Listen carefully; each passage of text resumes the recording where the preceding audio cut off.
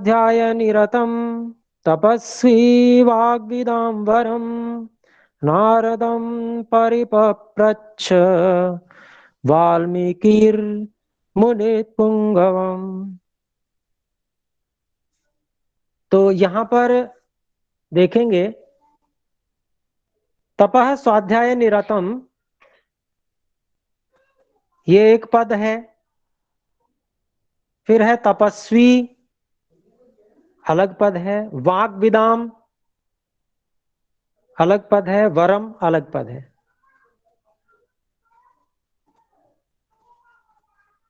आगे है नारदम, ये अलग पद है। परिपप्रच्छ यह अलग पद है और यह क्रियापद है। वाल्मीकि मुनिपुंगवम, वाल्मीकि ही ये अलग पद है और मुनिपुंगवम ये अलग पद है।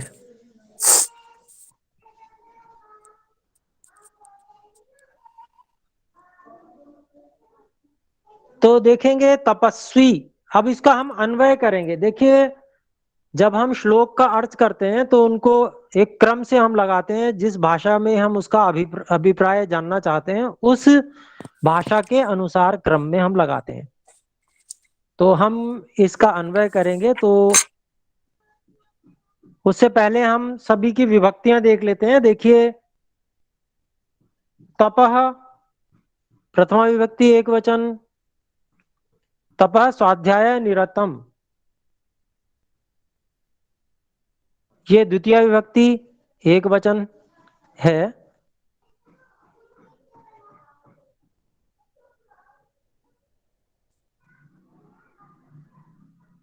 फिर है तपस्वी, ये भी तपस्विन एक शब्द है, नकारांत शब्द है संस्कृत में। उसका प्रथमा विभक्ति एक वचन है। वाग्विदाम ये षष्ठी बहुवचन का पद है।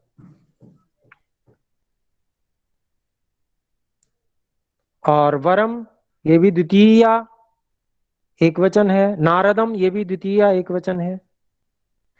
परिपप्रच्छ ये क्रियापद है, ये मैंने आपको बता दिया। लिट लकार का है, परोक्ष भूतकाल। और वाल्मीकि ये प्रथमा एक वचन। मुनि पुंगवम ये द्वितीय एक वचन। तो ये कुल मिला के हमने विभक्तियां देखी और इसका अन्वय करेंगे। तो देखिए, जब हम हिंदी में कोई वाक्य बोलते हैं तो सबसे पहले हम कर्ता बोलते हैं। तो इस वाक्य में कर्ता जो है वो तपस्वी वाल्मीकि ही, तपस्वी है वाल्मीकि, ये कर्ता है वाक्य का। प्रथमा एक वचन संस्कृत में कर्ता के लिए होता है। तो हम देख लेते हैं प्रथमा एक वचन किसमें है, उसको शुरू में ले आते हैं। तो प्रथमा एक वचन हमारा तपस्विन में था। तपस्वी, तपस्विन का तपस्वी प्रथमा एक वचन बना। वाल्मीकि ये भी प्रथमा एक वचन है। और ये दोनों आपस में विशेषण विशेष्य हैं। विशेष्य वो होता है जिसकी विशेषता बताई जा रही होती है, और विशेषण वो होता है जो विशेषता बताता है। तो तपस्वी ये विशेषण है और वाल्मीकि ही ये विशेष्य है। तो तपस्वी वाल्मीकि ही ये विशेषण विशेष्य समान विभक्ति वचन प्रथमा एक वचन इसमें है। फिर उसके बाद में आप आगे लगाएंगे तपः स्वाध्याय निरतम, ये द्वितीय एक वचन, ये भी विशेषण है। फिर वाग विदाम वरम, ये वरम में द्वितीय एक वचन है।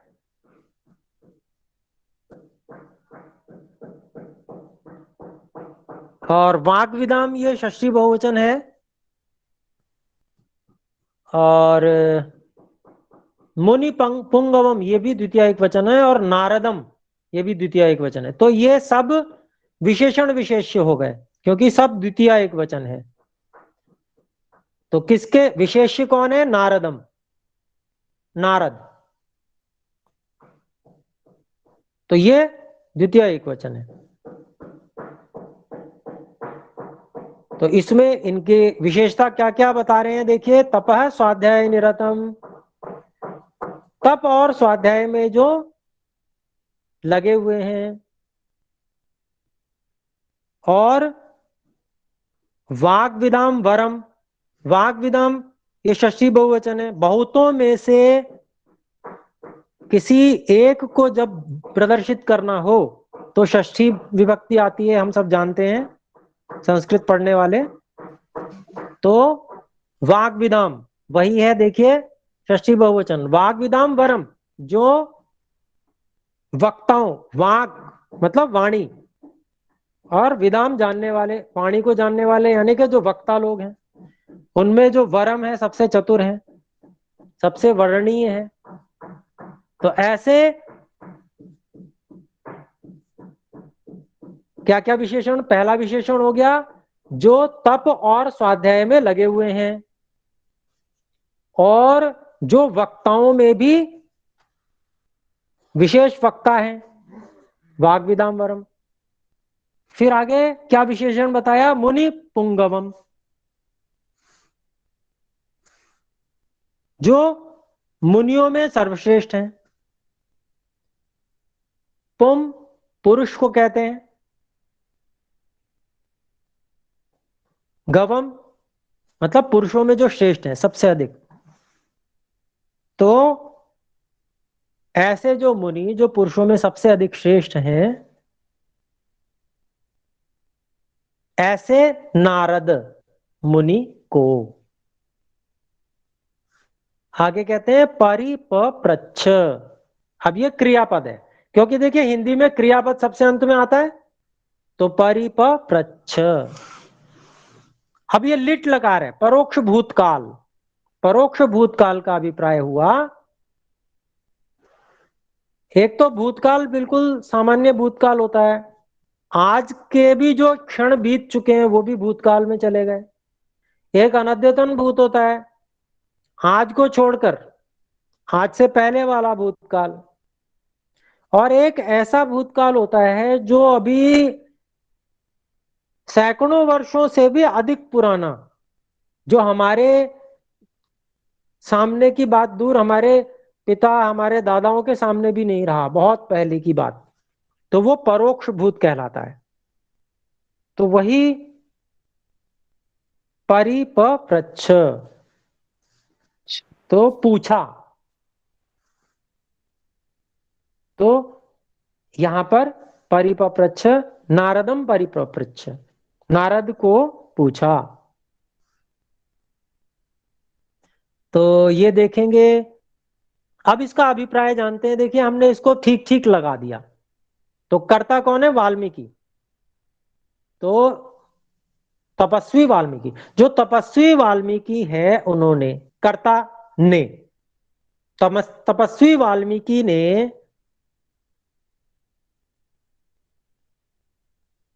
नारद मुनि से, और नारद मुनि किन किन विशेषणों से विभूषित हैं, तो वो हमेशा तप और स्वाध्याय में ही लगे रहते हैं, तप स्वाध्याय निरतम। फिर वाग विदाम वरम, जो वक्ताओं में भी बड़े वक्ता हैं। नारद मुनि कैसे हैं, वक्ताओं में भी बड़े वक्ता हैं। और मुनि पुंगवम, जो मुनियों में जो मनुष्य हैं उन मनुष्यों में भी सर्वश्रेष्ठ हैं। जो ऐसे नारद मुनि से परिपप्रच्छ, पूछते हैं, पूछा। तो भूतकाल की बात है, उन्होंने पूछा। तो ये पहले श्लोक का अभिप्राय हुआ कि वाल्मीकि जो तपस्वी थे उस समय, ऐसे तपस्वी वाल्मीकि ने हमेशा तप और स्वाध्याय में लगे रहने वाले हैं, और जो वक्ताओं में भी बड़े वक्ता हैं ऐसे, और मुनियों में जो सर्वश्रेष्ठ हैं ऐसे नारद मुनि को पूछा। अब क्या पूछा ये अगले श्लोक में है, तो आइए अगला श्लोक देखते हैं।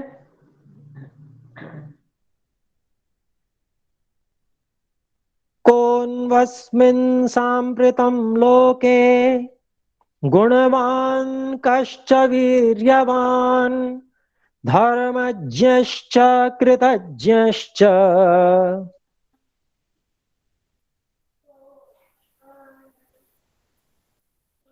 सत्यवाक्यो दृढ़व्रतः।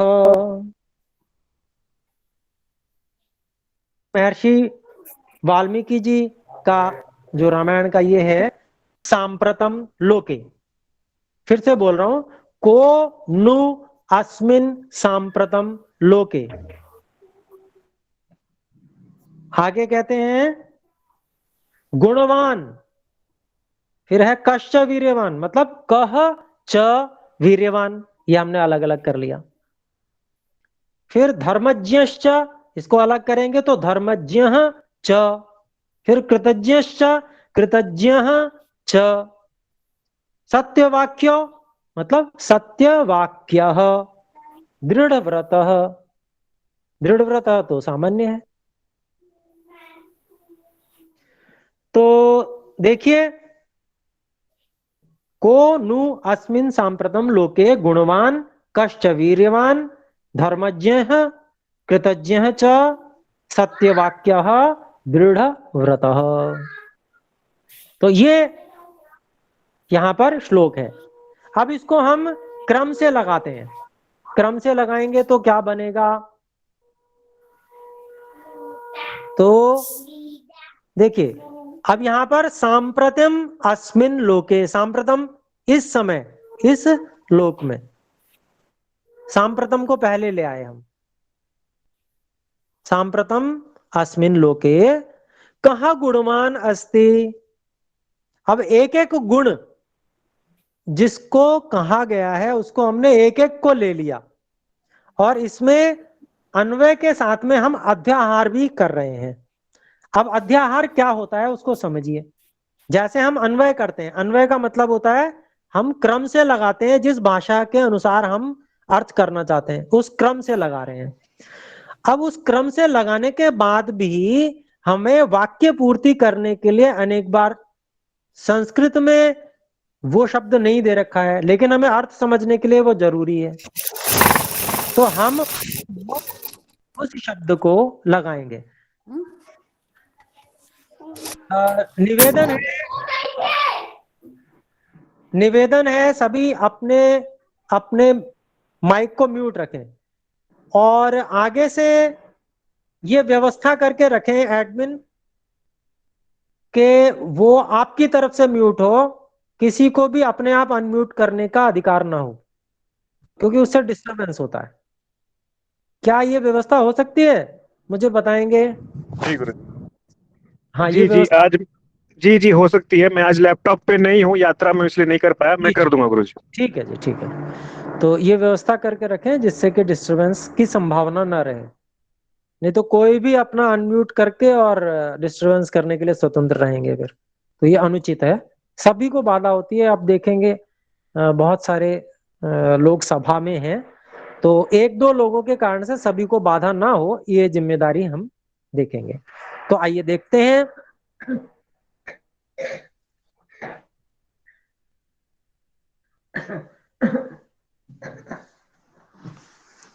तो हम देख रहे थे, देखिए मैं आपको अध्याहार बता रहा था कि अध्याहार क्या होता है, कि वाक्य को पूर्ति करने के लिए हम कुछ ना कुछ उसमें लगाते हैं। जैसे मान लो कहीं पर क्रियापद नहीं है, तो अब समझने के लिए तो क्रियापद की आवश्यकता है, तो हम क्रियापद लगा लेंगे।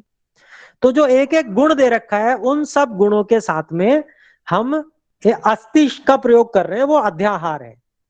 तो हमने कहा सांप्रतम अस्मिन लोके, मतलब इस समय, सांप्रतम मतलब इस समय, अस्मिन लोके इस संसार में, इस लोक में, कहा गुणवान अस्ति, कौन गुणवान है। फिर आगे हमने किया कहा च वीर्यवान अस्ति, कौन ऐसा बलवान सामर्थ्यवान है। कह च धर्मज्ञ अस्ति, कौन धर्म को जानने वाला है। कह कृतज्ञ अस्ति, कौन ऐसा है जो किए हुए उपकार को मानने वाला है।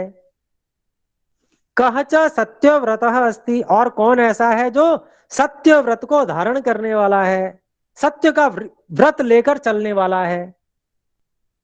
कह च दृढ़ व्रतः अस्ति, और कौन ऐसा है तीसरे श्लोक पर। तो प्रश्न पहले श्लोक में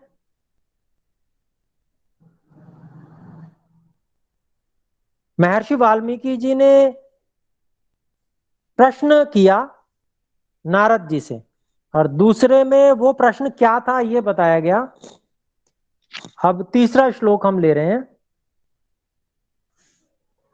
चारित्रेण च को युक्तः सर्वभेत भूतेषु को हितः विद्वान् कः कः समर्थश्च कश्चैक प्रियदर्शनः।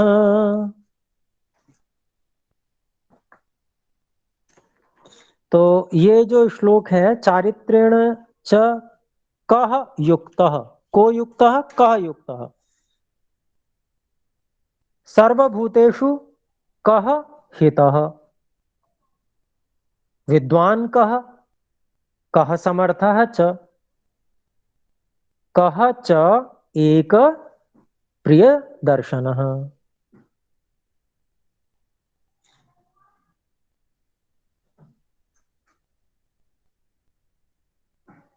तो अब इसको हम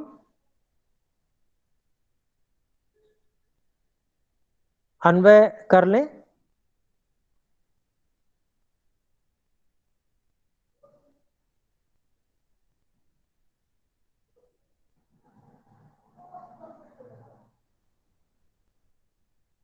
तो अन्वय जब करेंगे तो अब ये भी प्रश्न ही है, अभी आगे भी प्रश्न चलेंगे, प्रश्न ही रहेगा, क्योंकि पहले वाल्मीकि जी प्रश्न पूछेंगे।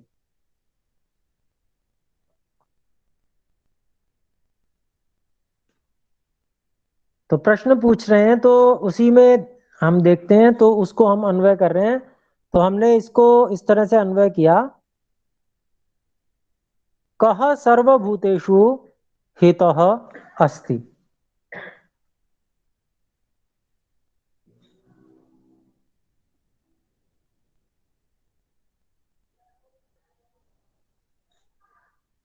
फिर उसके बाद में कः च सर्वभूतेषु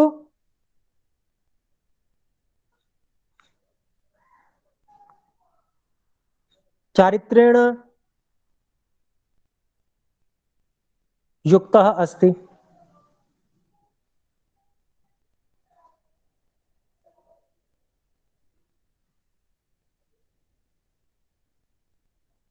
फिर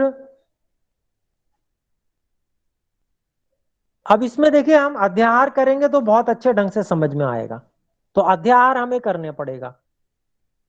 तो अध्याहार क्या करेंगे, जैसे हमने अस्ति का अध्याहार किया पहले, कः सर्वभूतेषु हितः अस्ति, कः च सर्वभूतेषु विशेष रूपेण सद चारित्रेण युक्तः अस्ति। अब विशेष रूपेण सद चरित्रेण युक्तः अस्ति, ये हमने बीच में अध्याहार भी किया। फिर कः च सर्वभूतेषु एक विशेष विद्वान अस्ति, कः च सर्वभूतेषु एक विशेष समर्थः अस्ति, कः च सर्वभूतेषु एक प्रियदर्शनः अस्ति। तो जैसा हमने पढ़ा था कि षष्ठी और सप्तमी का प्रयोग होता है बहुतों में से एक विशेष, एक की विशेषता बताने के लिए, एक को कहने के लिए। तो यहां पर सप्तमी का प्रयोग किया गया है, देखिए। तो कह सर्वभूतेषु हितः अर्थात हितकारी, मतलब एक ऐसा कौन है जो सभी प्राणियों में सबसे अधिक हितकारी है, ये प्रश्न कर रहे हैं वाल्मीकि जी नारद जी से। फिर कौन फिर और दूसरा प्रश्न क्या किया, और कौन ऐसा है जो सभी प्राणियों में विशेष रूप से सच्चरित्र से युक्त है। फिर अगला प्रश्न, कौन ऐसा है, और कौन ऐसा है कि सभी प्राणियों में जो एक विशेष विद्वान है, और कौन ऐसा है कि वो जो सब प्राणियों में एक सबसे विशेष सामर्थ्यवान है,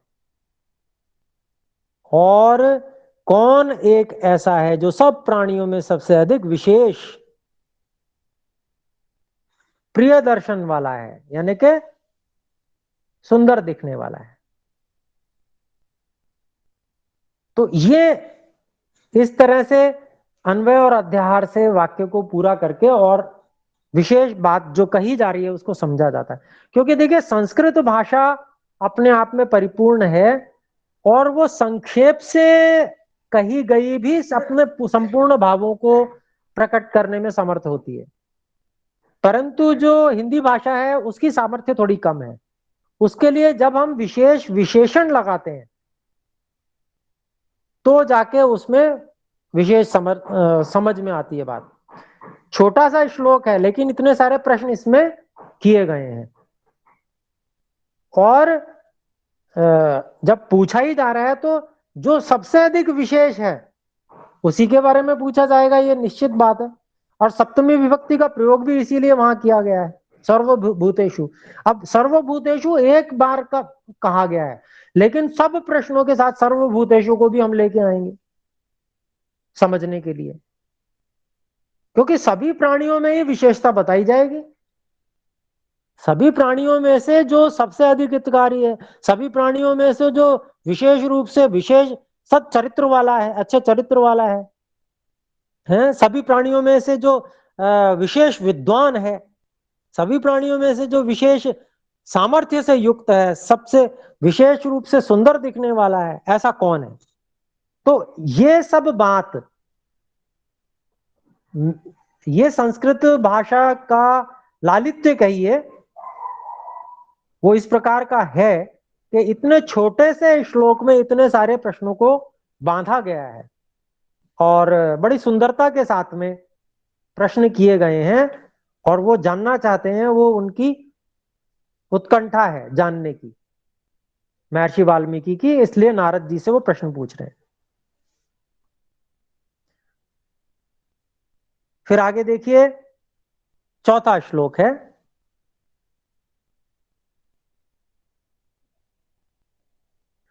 आत्मवान को जित क्रोधो द्युतिमान को न सूयकः कस्य बिभ्यति देवाश्च जात रोषस्य संयुगे।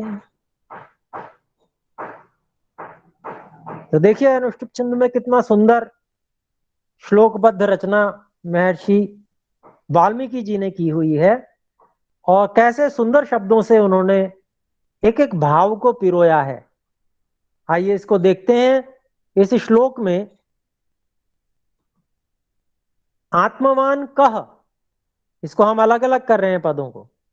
जित क्रोध, अब ये कह बीच में लगा दिया तो ये कह आत्मवान के साथ भी जुड़ गया, और कह जो है जित क्रोध के साथ भी जुड़ गया। तो कह आत्मवान, कह जित क्रोध। फिर कहा, फिर कहा देखिए द्युतिमान, कहा अननुसूय, कह अनसूय कह। तो यहां भी बीच में कह जोड़ा तो ये भी दोनों तरफ जुड़ गया। तो कह द्युतिमान, कह अनु अनसूय कह। फिर देखिए आगे, कस्य बिभ्यति, बिभ्यति जो है ये क्रियापद है। देवाह च जातरोषस्य संयोगे। अब इसका देखिए हम अन्वय करते हैं। आत्मवान कह अस्ति, अस्ति का हमने अध्यार कर दिया। जित क्रोध कह अस्ति, द्युतिमान कह अस्ति, अनसूय कह अस्ति।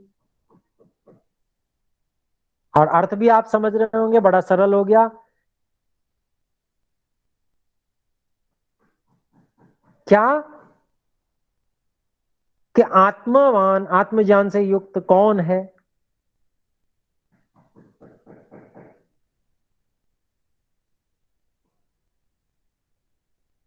आत्मस्थ कौन रहता है? फिर जित क्रोधः कः अस्ति, जिसने क्रोध को जीत लिया है वो कौन है? द्युतिमान कः अस्ति,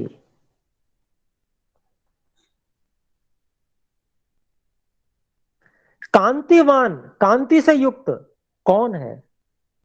किसका ललाट, किसका चेहरा चमकता है रहता है? द्युतिमान कः अस्ति, सब मनुष्यों में चमकने वाला कौन है? और अनसूय कः, ईर्ष्या और निंदा से रहित रहने वाला हमेशा, ऐसा कौन है? और फिर देखिए आगे,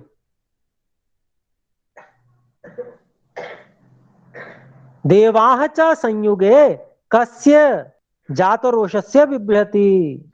अब इसको मैंने सीधा करके लगाया है, अन्वय किया है। देवाः च संयुगे, देवाः बड़े बड़े विद्वान,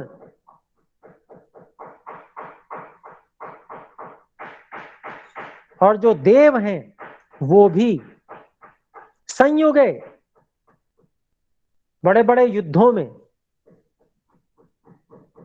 कस्य जातरोषस्य बिभ्यति, जातरोषस्य यानी कि जिसको क्रोध हो गया है, क्रोध उत्पन्न हो गया है, जिसको, जो रोष प्रकट करना जिसने प्रारंभ कर दिया है,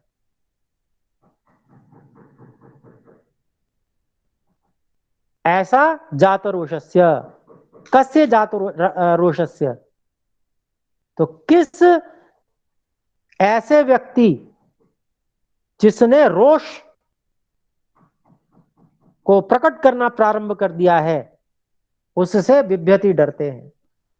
देवता भी संग्राम में, संयुगे, युद्ध में किस ऐसे व्यक्ति से डरते हैं जिसने रोष को उत्पन्न करना प्रारंभ कर दिया है, रोष दिखाना शुरू कर दिया है। तो एक तरफ देखिए कहा जा रहा है जित क्रोध, और एक तरफ कहा जा रहा है जातरोषस्य। तो अंतर है, देखिए क्रोध का अभिप्राय वहां पर गर्हित है,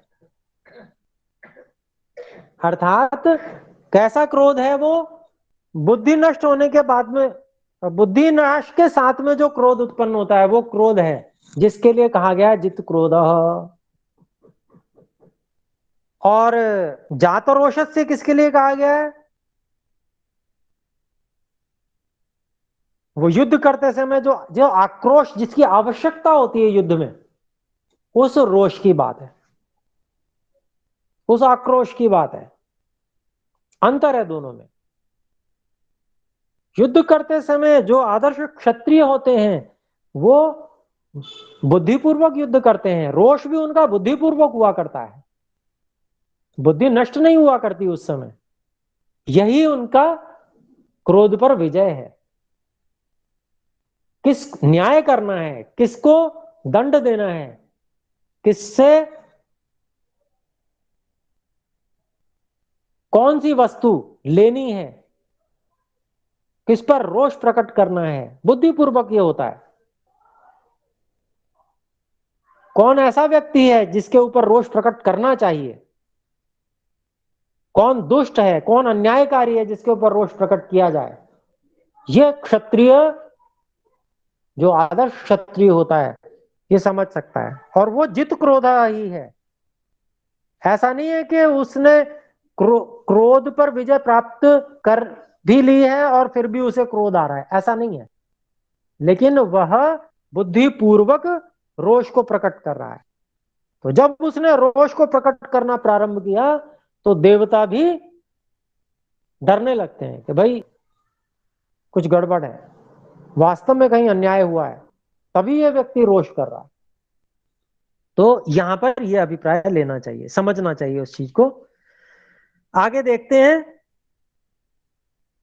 अगला 5वां श्लोक है। एतदिच्छाम्यहं श्रोतुं परम कौतूहलं हि मये महर्षे त्वं समर्थोऽसि ज्ञातुमेवं विधं नरम। तो अब अपनी जिज्ञासा को प्रकट कर रहे हैं महर्षि वाल्मीकि कि एतद इच्छामि अहम श्रोतुम परम कौतूहलम ही मे। ये मैंने अलग अलग कर दिया पदों को। महर्षे त्वम समर्थः असि ज्ञातु ज्ञातुम एवं विधम नरम। ये तुमुन प्रत्यय है, ज्ञातुम एवं विधम नरम। तो अब देखेंगे इसको, हमने अब इसको अन्वय कर देते हैं। देखिए, यतः में एतद परम कौतूहलम अस्मि अस्ति। अस्ति का हमने अध्यार किया। यतः क्योंकि मेरे को एतद यह परम बहुत बड़ा बहुत अधिक कौतूहलम अस्ति कौतूहल है, जानने की बहुत बड़ी इच्छा है। अतः इसलिए इसका भी अध्यार किया मैंने। अहम एतद श्रोतुम इच्छामि, मैं इसको सुनना चाहता हूं। फिर आगे क्या अन्वय किया? हे महर्षे। अब ये महर्षि क्या है? संबोधन है। हे महर्षे एवं विधम नरम त्वम एव ज्ञातुम समर्थः असि। मतलब जिसको मुझे जानने का इतना कौतूहल है, जिसको मैं सुनना चाहता हूं, हे महर्षे, हे महर्षि, इस प्रकार के नर को आप ही जानने में समर्थ हैं। तो देखिए, इच्छा कर रहे हैं, किसके बारे में जानने की इच्छा कर रहे हैं महर्षि वाल्मीकि? ऐसे नर के बारे में जानने की इच्छा कर रहे हैं, ईश्वर के बारे में जानने की इच्छा नहीं कर रहे हैं। ये समझ लेना चाहिए। और ये नरम शब्द, नरह शब्द, ये बार बार आएगा, आप देखिए। और इसको नोट कराना चाहते हैं हम कि ऐसे नर के बारे में जानना चाहते हैं, नारायण के विषय में नहीं, नर के बारे में। तो वाल्मीकि ऋषि नर के बारे में जानना चाहते हैं। तो ये इस आपके 5वें श्लोक में ये जिज्ञासा प्रकट की गई है, और इसका भी मैंने अन्वय किया और इसका अभिप्राय भी मैंने आपके सामने रखा है। समय अभी समाप्त हो गया है। पीछे थोड़ी सी ये जो भी दिक्कत आई, उसके कारण से थोड़ा समय हमारा नष्ट हो गया। ईश्वर की कृपा से हमारा पाठ प्रारंभ हो गया है, और हम अगली बार अधिक से अधिक श्लोकों को ग्रहण करने का प्रयास करेंगे। और जो भी शंका होगी आपको, वो भी लिख के जो आपने भेजी होंगी उसको हम देखकर और उसको प्रयास करेंगे कि उसको हम आपके सामने रखें। तो आइए मिलकर एक बार ईश्वर का धन्यवाद करते हुए सब मिलकर ओम का उच्चारण करते हैं।